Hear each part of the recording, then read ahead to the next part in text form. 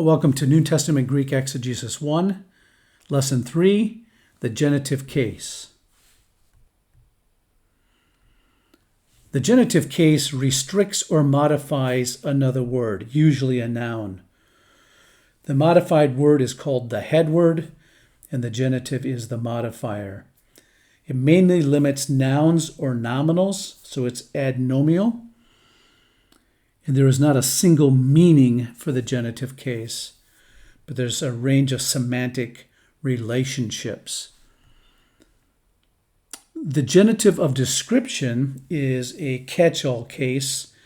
If you can't fit the genitive into any of the other cases that we're going to talk about, then this is going to be the leftover case. You just dump everything into the descriptive case. It further limits or describes the head noun, but other common genitival categories do not capture the specific nuance. So a baptisma metanoias, a baptism of repentance. Second adjectival use of the genitive case is the attributive genitive. It denotes an attribute or inequality of the head term, conveying an emphatic adjectival idea. Toremati tes dynameos autou, by his powerful word. By the word of his power.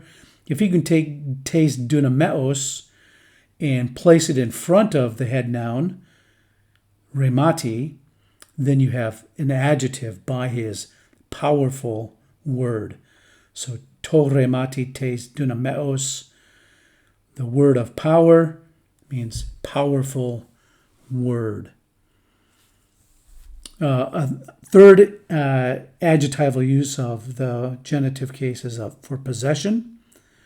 It identifies the ownership with regard to the noun it modifies, often employing the use of a possessive pronoun. Kai eis elthantes eis tan oikon Philippou. So we entered the house of Philip, the house that belonged to Philip.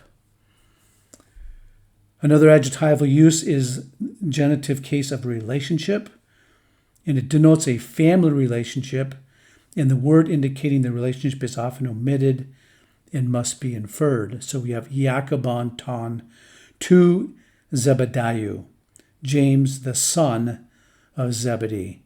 So Jacobon ton, Jacob the one belonging to, the son of Zebediah, son of Zebedee. Genitive of source or origin indicates the origin of the head noun, usually with the word from. Tein tu theu dikaiasunein, the righteousness from God, the righteousness which comes from God, who has its origin in God. Material genitive indicates the material of which the head term is made. So we have gamon krusu kai arguru kai lithu timiu kai margariton, merchandise of gold, silver, precious stones, and pearls. And then we have also a genitive of content. It specifies the content of an object or of an abstract noun. Baterion huditas, a cup of water, a cup filled with water. And the last adjectival use is the partitive genitive. By itself or with the preposition apa or ek, the articular noun in the genitive denotes the whole of which the head noun is a part. Hen ton ployon, one of the boats. So ton ployon is the group of which one is. One is from a group of boats. The first verbal use of the genitive case is the subjective genitive. It functions semantically as the subject of the verbal idea implied in the head noun, and it produces the action.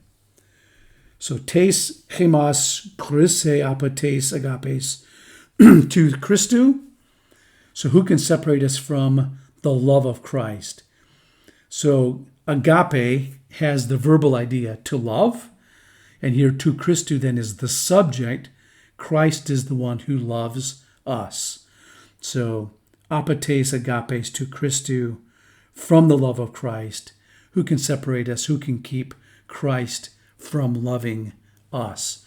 Christ then being the subject of the verbal idea implied in agape. The other verbal use of the genitive case is the objective genitive, where the genitive functions semantically as the direct object of the verbal idea implicit in the head noun, and it receives the action. Ekete pistin theou, have faith in God. So pistin, to believe, is the implied verbal idea. Theou then would be the object of that faith. Have faith in God. So have the faith of God. In other words, you show your faith directly towards God. The first adverbial use of the genitive case is the genitive of time. Indicates the location in time an action occurs. It answers the question when. Labantes de hoi matheteo to nuktas. But his disciples took him by night. When? At nighttime, so during the night. The second adverbial use of the genitive case is the genitive of place. Indicates the location in space where an action occurs. So it answers the question, where? Metadetain metoikesin Babylonas, after the exile to Babylon. So the exile of Babylon, the genitive Babylonas then gives you the location where that exile took place. Third adverbial use of the genitive is the genitive of separation. Indicates motion away from or distance, whether literal or figurative, usually with the English preposition from. Apasetan te tenes tes pisteos, some will depart from the faith. They will separate away from the faith. The fourth adverbial use is of means, conveys the impersonal means by which a given action is carried out by or with.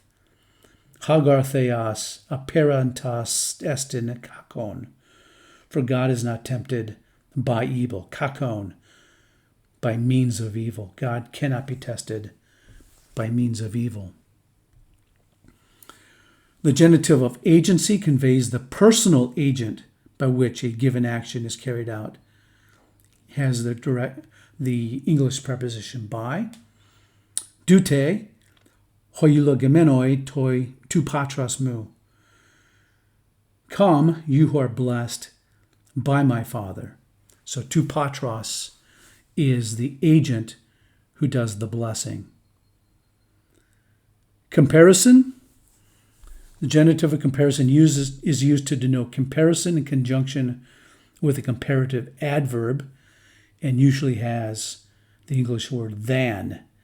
Meidzon estin hatheos tes kardias chemon. God is greater than our hearts. Meidzon estin hatheos tes kardias. Comparison. God is being compared with our hearts. Price, value, or quantity. It indicates the price that is paid or the value that is attached to a given object. Egareste te gar times, for you have been bought with a price. Then a couple of other categories. We have a genitive of apposition. We have simple apposition, provides an alternative designation where the head noun is also in the genitive. Dia Jeremiah tu prophetu, through Jeremiah the prophet. Just like in the nominative case, you have apposition, or in the accusative case, you're going to have apposition. In the genitive case, you're going to have apposition as well, where both the head noun and the genitive are both in the genitive case. And then some verbs will take their direct object in the genitive. Usually verbs of sensation, emotion, or volition, sharing, ruling, or separation. take their direct object in the genitive case. Hoi necroi acoususin tes phones. The dead will hear the voice. So hearing is a verb of sensation, which sometimes takes its direct object in the genitive.